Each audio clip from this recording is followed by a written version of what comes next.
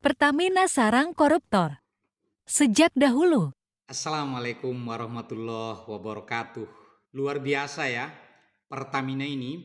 Ini sejak zaman dahulu, sejak saya juga masih anak-anak. Terkenalkan yang namanya BUMN ya, Pertamina, Telkom, PLN. Itu kan gaji karyawannya besar-besar, nggak seperti gaji pegawai-pegawai negeri biasa. Kalau BUMN ini pasti gajinya lebih besar. Tapi tidak ada tobat-tobatnya ya lembaga ini untuk korupsi ya. Sekarang malah langsung dari petinggi-petingginya dan ini sudah berlangsung sejak lama.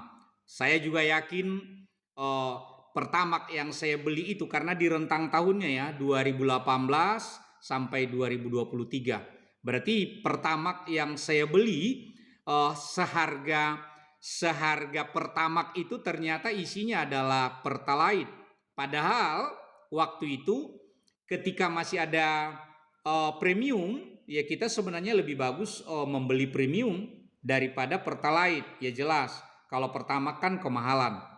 Tetapi ternyata Pertamaxnya juga oplosan. Oplosan ya, beda dengan blended. Jadi seakan-akan menggunakan istilah blended itu memperhalus, menjadikan makna ameliorasi. Padahal ya itu oplosan.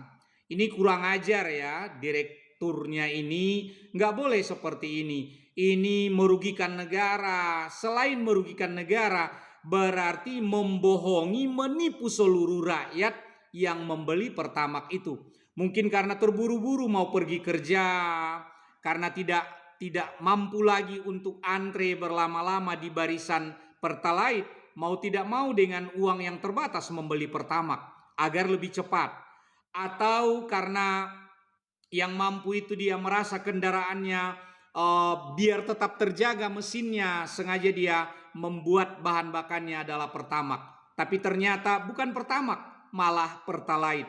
Ini astagfirullah, ya ampun. Berapa dosa para penipu-penipu ini. Dan penipunya ini adalah terstruktur mulai dari pimpinannya.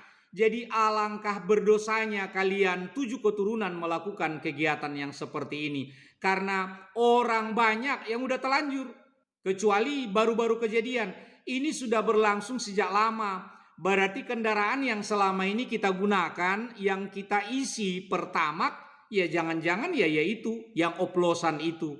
Tobatlah, tobatlah. Jangan setelah ketahuan baru merasakan masuk di jeruji penjara, lalu nanti berusaha dengan hukuman yang seringan-ringannya, seperti kasus Timah itu dari 6,5 tahun penjara, ya akhirnya menjadi 20 tahun. Itu pun masih kurang bagi koruptor-koruptor yang memperkaya dirinya, kaya raya sampai 7 keturunan di Republik ini. Seharusnya tidak boleh ada ampunan.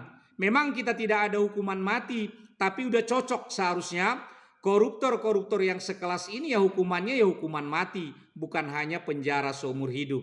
Kasihan kalau rakyat terus-menerus dibodohi secara struktural oleh pejabat-pejabat negara. Saya menyebut pejabat negara ya, karena sekelas direktur di BUMN ya pejabat negara. Kita ingat dulu kasus tanker juga, tanker Pertamina. Jadi Pertamina ini nggak ada henti-hentinya. Belum lagi yang lain-lain ya tergolong yang kecil jadinya. Yang pengantar ke distribusi, yang menjualnya di tengah jalan, istilah mereka kencing di tengah jalan, itu juga ada. Atau di pengecer pengecer pedagang-pedagang kecil yang bukan Pertamina, itu juga kadang mengurangi literan dan sebagainya. Tetapi itu ternyata masih dosa kecil dibandingkan yang dilakukan oleh koruptor-koruptor kelas kakap ini. Tidak ada ampunan.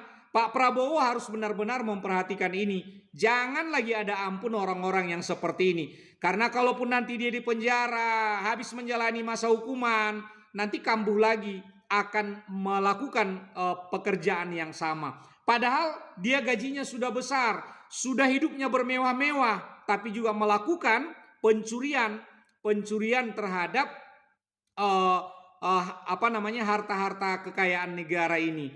Jadi ternyata tidak selalu menjadi ukuran gaji yang besar, kehidupan yang mewah itu menyetop orang untuk korupsi. Justru tidak. Berarti korupsi itu bentengnya adalah di iman seseorang. Kecil pun gaji seseorang, kalau imannya kuat dia tidak akan pernah terpengaruh untuk korupsi. Ini mungkin yang menjadi perhatian kita semua. Mudah-mudahan inilah yang terakhir terjadi di Pertamina, yang mega korupsi yang maha dahsyat ini. Jangan lagi terjadi seperti ini. 197 triliun negara dirugikan. Itu baru 1 tahun. Kalau 5 tahun kalikan 5 saja. Kita tidak henti-hentinya mendapatkan berita-berita korupsi di media. Habis korupsi timah, muncul korupsi ini, muncul ini lagi, itu lagi dan sebagainya. Tidak henti-hentinya. Belum lagi ketemu Harun Masiku, belum ketemu. Masih juga ada orang-orang yang melakukan. Berarti tidak ada jera-jeranya para koruptor ini. Nggak tahu bagaimana caranya. Apa menunggu mati dulu baru jera? Ini aduh luar biasa. Mudah-mudahan orang-orang yang melakukan korupsi ini diberi petunjuk oleh Tuhan dan mengembalikan seluruh harta yang dikorupsinya ke negara, dan dia pun menyerahkan diri. Karena kita sudah mencoba melakukan penghematan, efisiensi ini itu dan sebagainya. Tapi kalau korupsi di mana-mana, ini juga kasihan negara kita terus-menerus dililit hutang sampai 7 turunan. Mudah-mudahan ini mengetuk hati para koruptor. Cukuplah korupsi di Pertamina ini yang terakhir. Tidak lagi kita dengar korupsi-korupsi di bidang-bidang lain di Republik ini. Mari sama-sama kita ketuk diri kita masing-masing, kita jaga hati kita masing-masing. Jangan lagi memperkaya diri sendiri. Mungkin ya karena pilkada-pilkada yang langsung dan lain sebagainya membutuhkan biaya yang banyak. Ini perlu dikaji ulang, perlu direnungkan ulang. Bagaimana format demokrasi yang baik bagi Republik yang kita cintai ini. Terima kasih untuk semuanya. Mudah-mudahan ini menjadi ikhtibar, ini menjadi renungan bagi kita semua. Salam sehat selalu. Wassalamualaikum warahmatullahi wabarakatuh.